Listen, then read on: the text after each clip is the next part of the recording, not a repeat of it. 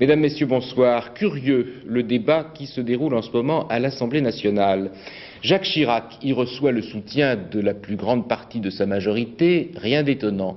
Celui aussi des députés socialistes, c'est plus insolite. En revanche, il a contre lui les communistes et un certain nombre de ses amis du RPR, ceux qu'on appelle les gaullistes historiques. Le débat porte sur la ratification d'un traité, l'acte unique européen. Cela se résume en deux mesures. D'abord, à partir de 92, l'Europe deviendra un grand marché où les hommes, les marchandises et les capitaux circuleront librement. Et puis surtout, on va changer la règle des débats entre les 12. Pour le moment, il faut l'unanimité pour qu'une décision soit prise, et cela bloque beaucoup de discussions. Désormais, la majorité suffira, sauf pour certains débats très importants. Attention, disent les adversaires de cette réforme du traité de Rome, on porte atteinte à la souveraineté nationale. Le récit de ce débat à l'Assemblée par Daniel Sportiello. Jacques Chirac a-t-il rassuré la vieille garde gaulliste, hostile à l'acte unique européen parce qu'il rogne sur la souveraineté de la France? C'est du moins l'avis de ses détracteurs.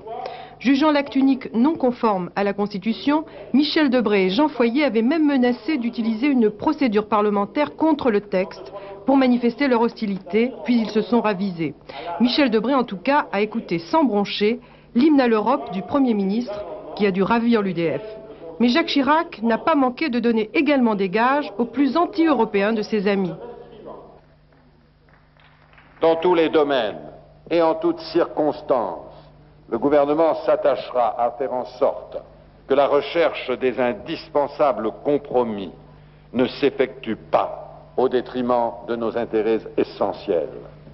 Les socialistes, favorables à cette réforme qui répond à l'engagement européen de François Mitterrand, n'ont pas manqué d'évoquer le remue-ménage qu'elle a suscité au sein du RPR.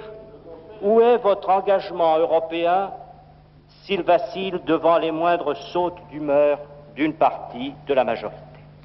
Dans la foulée du Parti socialiste, c'est Valéry Giscard d'Estaing qui a lancé pour l'UDF son credo européen. Nous ne pouvons pas être les malgré nous de l'Europe. Nous devons au contraire saisir une chance historique qui est d'être le seul grand pays qui puisse assumer pour le moment le leadership de l'Europe. Le vote de cette nuit s'annonce sans surprise puisque les communistes, hostiles à l'acte unique, ont déjà annoncé qu'ils voteront contre le texte. Le Front National, lui, s'abstiendra. Seul inconnu jusqu'où ira la grogne des plus récalcitrants des gaullistes.